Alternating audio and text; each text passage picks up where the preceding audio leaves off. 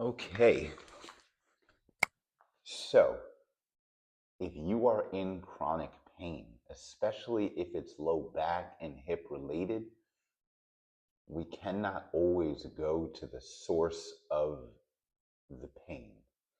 For example, if you have low back and hip stuff, you can work that area.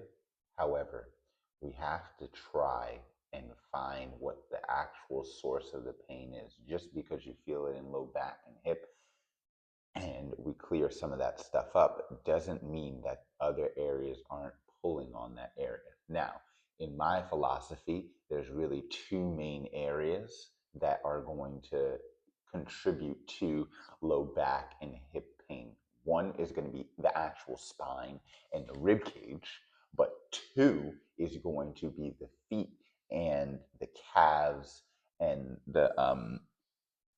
all the muscles in the upper leg bones, right? So what we're going to do here is show you different ways and areas that you want to take a look at, because I'm sure that you have been doing things to address your back, to address your hips, your glutes, and they've kind of worked, but you realize that that's just not the source. Okay, so first thing that we want to do, and this is a ground up approach, is release the feet. Now, to release the feet, pretty simple. What I like to use is a ball. You can use a tennis ball, you can use a lacrosse ball, you can use a golf ball. The only thing that I say in any of this work is making sure that while you're doing the work, you can breathe. So I have a lacrosse ball here. This may be really hard for somebody. So if you're rolling out and you catch yourself taking very shallow breaths or having to hold your breath, you need to either back off the pressure or find a different tool. If this is too hard, then you can easily just take somewhat of a rolled up towel, right? I like to keep this by just in case an area is too hard. We're going to go over the foot first. So, easy thing, just like this. Put this on here, and then you can just hold this here. Okay.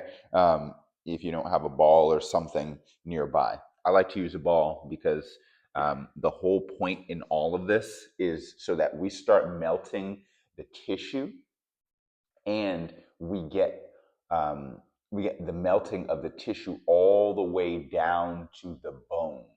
This is because congestion happens inside of the body, and it's going to happen at every layer in between all of the layers. Now, in the foot, we have 26 bones, right? So that's a lot of bones, a lot of different places for congestion to hide. So it's not like, your upper leg bone, which is just one big long bone, your lower leg bone, which is really just two. In your foot, you have 26 bones, so there's a lot of crevices and things in places where um, tension and congestion can hide. So that's why I like to use a ball and like to use the pressure of body weight. So I'm going to take this ball and I'm going to grab this timer here. The when we do this, we're basically going for 3 minutes in each spot. So let me get that going. Okay, boom, just like this. We're going to start here. And in this one, you're looking for a spot that just feels tender, right? There may be a lot of spots, just pick one. Okay, for me specifically, I just found one. It's tender. It's not the most tender. That's probably the most tender. I'm going to start in this spot, right? All we want to do is just give our body weight to the apparatus, right? If I want less body weight, I kind of back off and lean more onto this leg. If I want more body weight, I can press more into this leg. Again, we want to clear out the congestion and the stagnation that is in this area. Okay, we're not really going to try to roll around a lot because we're going to start missing the area. We're just giving constant pressure just so that we can affect all the way to the deeper layers. If you start to notice that things start to soften up and it's a bit easier, then you can move to another spot within the 3 minutes. But normally 3 minutes in just one spot is good enough. Now, in this video, we're not going to go over nine spots, all just in the foot, but there may be a bunch of different spots just in the foot. We're going to go foot, then ankle, then calf, then hamstring. Okay, so we're that's a general gist of what we're going to do here. Again, you're just looking to find a spot and kind of lean into it. In this example, I'm only going to do one leg. Okay, here I am just doing the left leg here.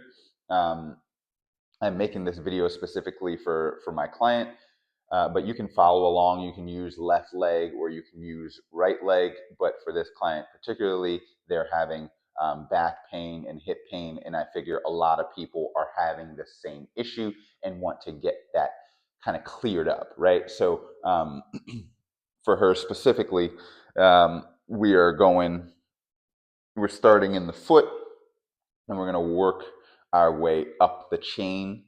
And again, what this does is clear out the stagnation. It clears out the congestion. It starts to clear out some of the, the whole point in clearing stuff out is so that you can usher new things in. So clearing out is just one part of the process. We also need to make sure that the body is properly hydrated. Properly hydrated basically looks like drinking water with minerals in it. Different ways you can hydrate your body is one, sauna, right?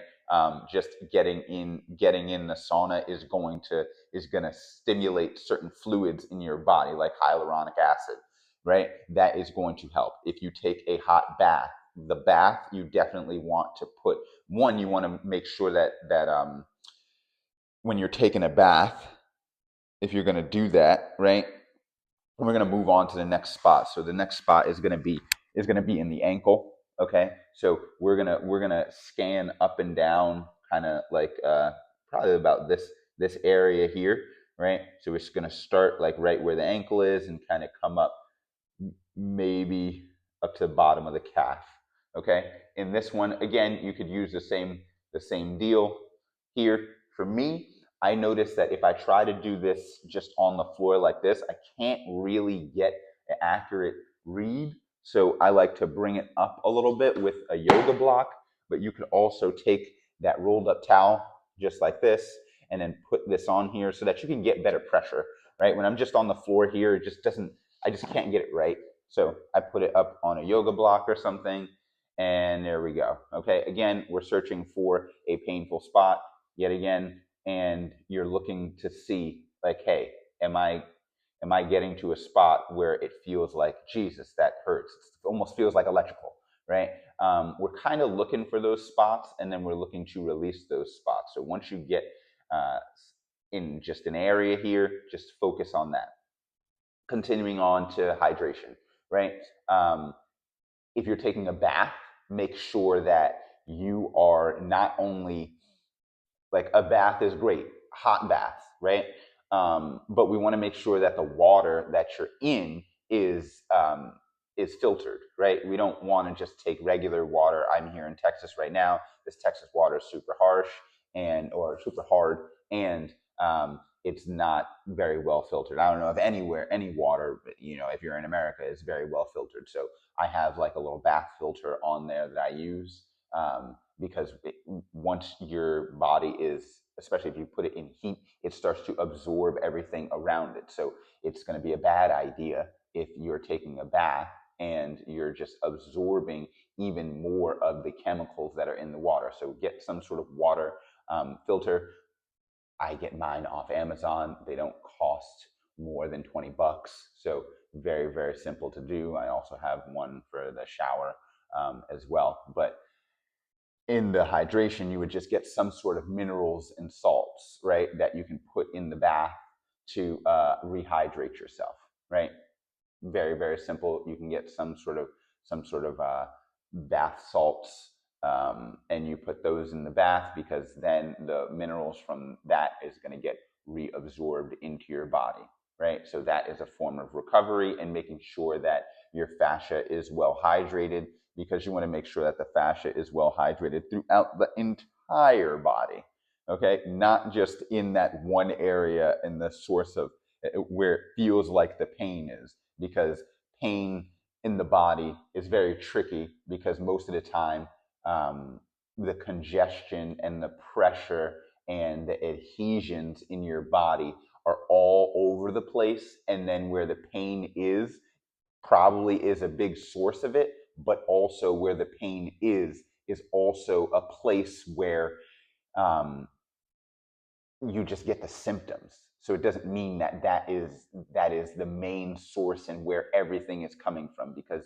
there's been so many times where I have been working with people, and then uh, we've stopped working on a certain area and we've chosen to work on another area, and they get even better results. For example, there's been so many people that we've been working on their glutes and their low back, and then we start working on their ankles and their feet, and that's giving them more results in their glutes and low back, because that tends to be the source. Working in this ground up approach, we start to realize, like, hey, not only do we have the tension in this one area, we have tension all over. Now we're going to move on to the next spot.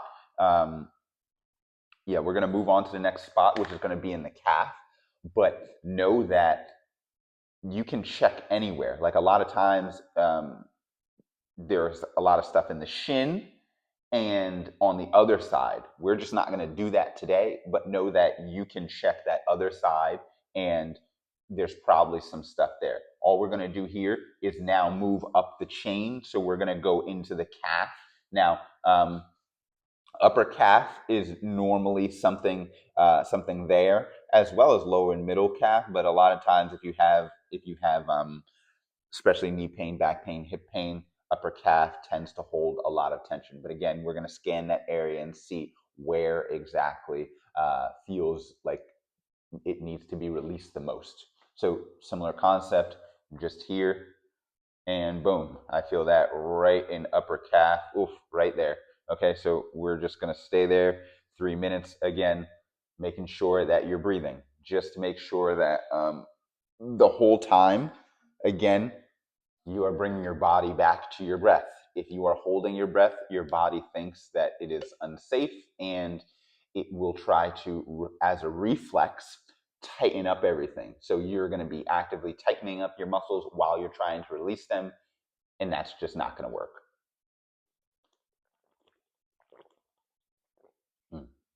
Excuse me, I forgot I had the mic there. Like drinking in your ear. My bad. So we're here, and we just want to kind of melt into the area. Now, I'm sure that you can start to feel, we did 3 spots right now, and we're only going to do one more. But even right now, I'm sure that you could feel that, hey, in these 3 spots, like, there's probably a massive amount of tension and pressure, and just a feeling of this needs to leave my body. So when you go the next time to do any sort of release work, now you know, hey, maybe if I don't have that much time, I focus on that one area that seemed to be the most, that hurt the most, right? And the goal is that over time, you don't have as much pressure, as much tension. So the whole goal is that we're doing this so that next time when you do it, it's not the same. The area has changed, and now it's softer because some of the congestion is leaving, and we can get closer and closer to the bone. Again, the goal here is to be able to melt everything down to the bone, so that when you get down to the bone, with any of these releases, we know that congestion and tension isn't hiding in that muscle or in that line of fascia, right? Because we're only trying to create flow in the body. Once we've created a sufficient amount of flow in the body is always repairing and recovering itself at a very high level. Once that happens at a very high level, then you can easily recover faster from anything, and your aches, pains, and injuries, they seem to melt away because you don't have that same congestion, tension, and dehydration in the tissues. Now, another thing when it comes to hydration, because I gave you like kind of two things, and sauna seems like it's the opposite, but it's not, because of a different type of hydration that begins to happen inside of your body.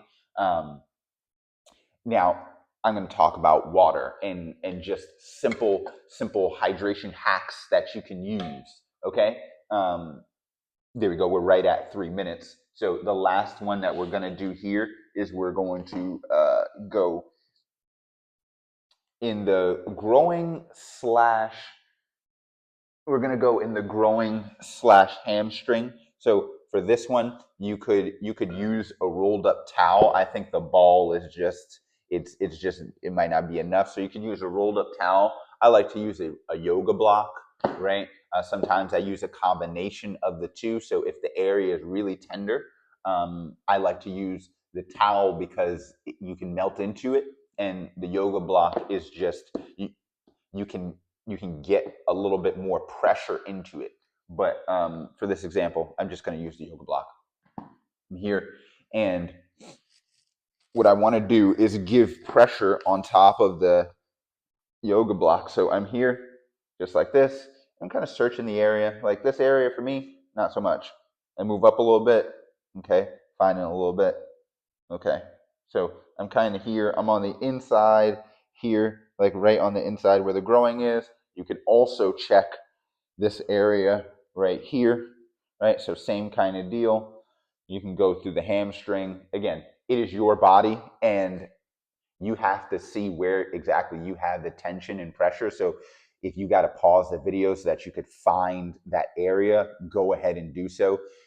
Very it would be beneficial for you to find the spot that is tender rather than just go exactly where I have the block or the ball or the apparatus. All right, just the last spot. So I kind of feel that I got one right in here.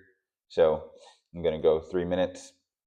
So with hydration, when it comes to um, like actual bringing in hydration into the body, water, great. But again, we want to make sure that we have minerals in the water. One way that I make sure that I have minerals in the water is going to be taking putting water in here. I use a filtered water, right, just to get like remove as many toxins as possible because you are directly ingesting it, right? So I'm using filtered water. People use spring water, right? Like just make sure that your water is relatively clean. Like tap water is usually not, right? But just make sure you get some clean version of water. You do your research on that, right? Then I put sea salt in there. Sometimes it's a Baja Gold sea salt. Sometimes it's a pink Himalayan sea salt. Sometimes the Celtic sea salt. Sometimes the Mediterranean sea salt. They all have different minerals. The whole point is that you have minerals so that your body can absorb the water. The next thing that I like to do is I put lime or lemon in there. That's it. And that's I take about two of these a day. You can take one. I forget how big this water bottle is. It's over 16 ounces, maybe like 24, maybe. Yeah, but I do about one of those a day, at least sometimes two or more. Every time you drink water, you don't necessarily need the minerals in there, right? But just know that at some point you need to get the minerals in the body so that then they can kind of get in, so that then you could absorb the water. Okay. And other ways to get hydration in the body: fruits and vegetables. Fruits and vegetables naturally have a lot of the hydration that we're talking about, right? So without thinking about it, if you're eating a lot of fruits and vegetables, your body is getting very hydrated, which is going to be a very good thing. When there's dehydration, you get the stagnation. When there's stagnation, you get toxicity. When there's toxicity and stagnation in the body, other things start to grow in your body that feed on the toxicity and the stagnation. then those things that feed on the toxicity and stagnation, they start to grow and multiply in your body, which starts to lead to even more stagnation and even more tension. But not only that, they start to feed on the death of your body. And if the things that are feeding on the death of your body are increasing, you can only imagine that more death is going to happen in your body.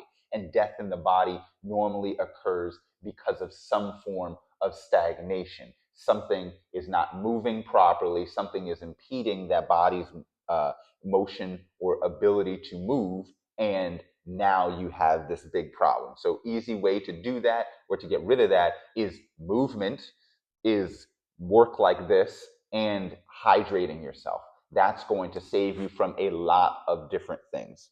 And there we go. We're right there at 3 minutes.